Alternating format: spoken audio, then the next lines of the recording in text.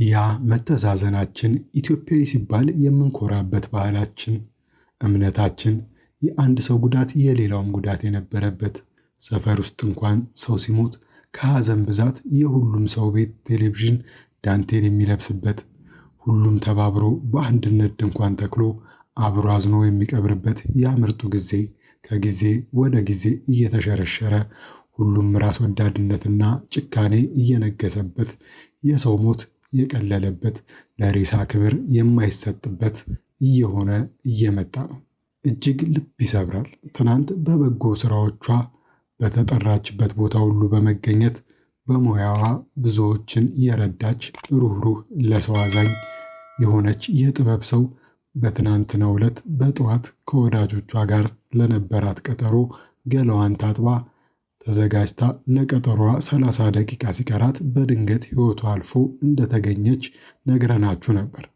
ከህልፈቷም በኋላ ስርዓተ ቀብሯን ለማስፈጸም ቤተሰቦቿና የእሷ የቅርብ ሰዎች ወደ ቅድስት ሥላሴ ቤተ ክርስቲያን ሲሄዱም ከአባቶች የሰሙት ግን እጅግ አሳዛኝና ለብዙዎችም እንዴት የሚል ጥያቄን የጫረ ሆኗል። በሌላ በኩል ደግሞ አርቲስት ፍሬሕይወት ከባድ የሆነ ኑዛዜን እንደተናዘዘች ሰምተናል። በቤተ ክርስቲያንና ስለሰጠችው ኑዛዜም እንነግራችኋለን። ሰላም ውድ የዳጉ አዲስ ቤተሰቦች፣ ዳጉ አዲስ ወቅታዊና ማህበራዊ ጉዳዮችን እንዲሁም አዲስ የተፈጠሩ አዝናኝ አስተማሪ መረጃዎችን ለእናንተ ለውድ ቤተሰቦቻችን ይዘን የምንቀርብበት የዩቲዩብ ገጻችን ነው።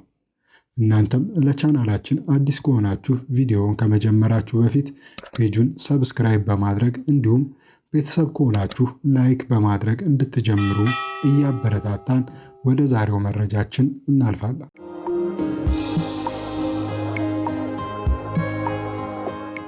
እንደሚታወቀው አርቲስቷ በትናንትናው ዕለት በድንገተኛ ሞት የተለየችን ተወዳጅና አንጋፋዋ የጥበብ ሰው አርቲስት ፍሬሕይወት ባህሩ በሕይወት በነበረችበት ጊዜያት ከልጅነት ጀምሮ ሙሉ ሕይወቷን ለጥበብ መሰዋቷ የሚታወቅ ሲሆን አሁንም ምንም እንኳን ከዚህ ዓለም ድካም ብታርፍም መልካምነቷና በጎ ስራዋ ግን ከሞተች በኋላም ቀጥሏል።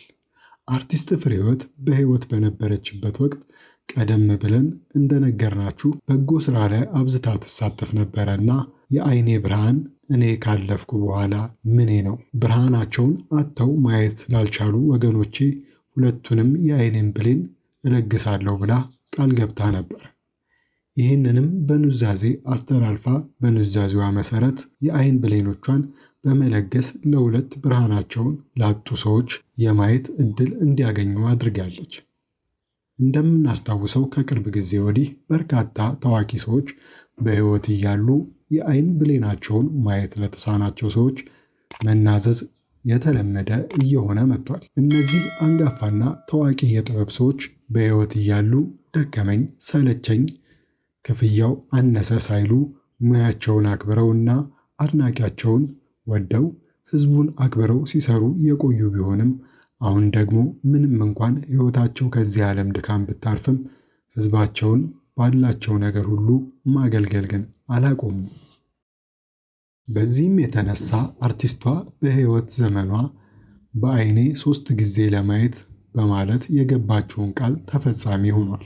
ምንም እንኳን አርቲስቷ ባልታሰበና አስደንጋጭ ሁኔታ ከዚህ ዓለም በድንገት ብትለይም ብርሃኗ ለሌሎች ሁለት ወገኖች መተላለፉ የብዙዎችን ልብ ነክቷል።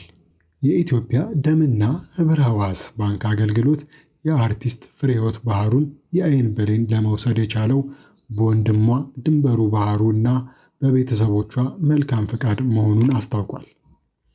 አክለውም የተወሰደው የዓይን ብሌን ለሁለት ሰዎች ብርሃን መስጠት በመቻሉ ብዙዎች ከፍተኛ ደስታና አድናቆታቸውን እየሰጡ ይገኛሉም ብለዋል። የኢትዮጵያ ደምና ህብረ ሕዋስ ባንክ አገልግሎት በአርቲስት ኮሜዲያን ፍሬሕይወት ህልፈት የተሰማውን ጥልቅ ሐዘን በመግለጽ ለወዳጅ ዘመዶቿ መጽናናትን ተመኝቷል።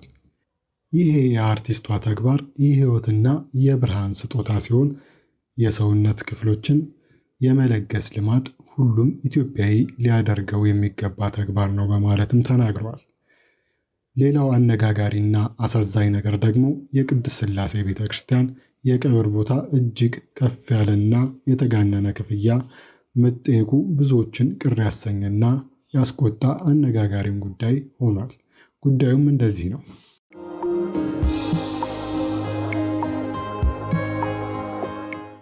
እንደሚታወቀው አርቲስቷ በሕይወት እያለች ከጥበብ በተጨማሪም በርካታ የሰራቻቸው እና ያደረገቻቸው ለሀገርና ለወገኖች የፈጸመቻቸው ተግባራት እንዳሉ አይዘነጉም።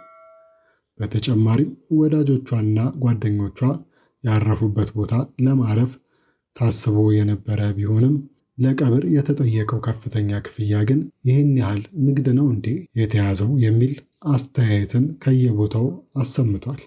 እስኪ ስለ ዋጋው እንንገራችሁ። ቀብሩ የሚፈጸመው ፉካ ውስጥ ከሆነ 120 ሺህ ብር መክፈልና የቤተ ክርስቲያን አባል መሆኗን የሚያረጋግጥ ማስረጃ ማቅረብ ይገባል ሲሉ የገለጹ ሲሆን ግቢ ውስጥ መሬት ላይ ከሆነስ በማለት ለቀረበላቸው ጥያቄ ደግሞ እዚህ ቦታ ለመቀበር 500 ሺህ ብር ወይም ግማሽ ሚሊዮን ብር መክፈል ግዴታ ሲሆን ይህም በብፁዕ ወቅዱስ ፓትርያርኩ ፍቃድ መሆን አለበት ተብሏል።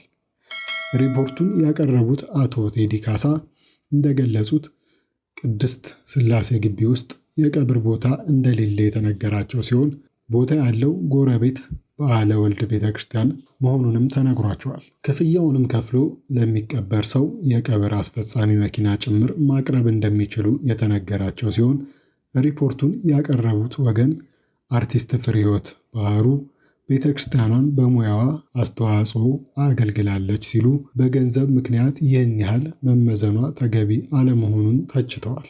በተጨማሪም ሃይማኖት የሌላቸውም ጭምር ገንዘብ ከፍለው በሚቀበሩበት ስፍራ ለቤተ ክርስቲያን ታዛዥ የነበሩ ምዕመናን በገንዘብ ምክንያት መቸገራቸው የቤተ ክርስቲያኒቱን አስተዳደር መፈተሽ እንደሚገባው ጨምረው ሐሳባቸውን አጋርተዋል።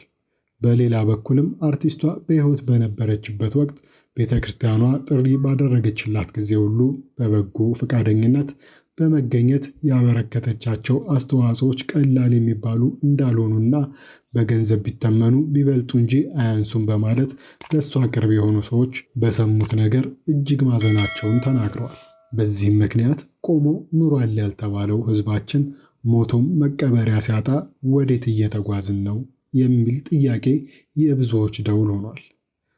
በዚህ ጉዳይ ብዙ አርቲስቶች ወዳጆቿ እጅግ ማዘናቸውንና ጥያቄውም ልክ እንዳልሆነ እየተናገሩ ይገኛሉ። እጅግ ልብ ይሰብራል። ለሀገር ውለታ የከፈሉና ብዙ ነገር ያደረገ ሰው ነፍሱን ለማሳረፍ ይህን ያህል ቤተሰቦቹም ሆኑ ወዳጆቹ መቸገር አልነበረባቸውም። ይህ ክስተት ከመሞቷ ባሻገር የብዙዎችን ልብ የሰበረና ያሳዘነ ክስተት ነው። ውድ የቻናላችን ተከታታዮች እናንተስ በዚህ የዋጋ አወጣጥ ላይ ምን አስተያየት አላችሁ? ያላችሁን ሐሳብ አስተያየት በሐሳብ መስጫ ሳጥን ውስጥ አጋሩን።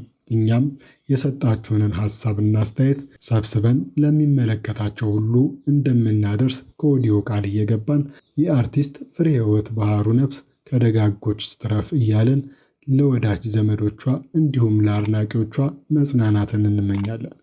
ውድ ቤተሰቦቻችን እስካሁን አብራችሁን ስለነበራችሁ እያመሰገንን ቪዲዮውን ለሌሎች ተደራሽ እንዲሆን ላይክ እና ሼር በማድረግ ቤተሰብነታችሁን እንድታሳዩን እየጠየቅን የዛሬውን በዚሁ አበቃን።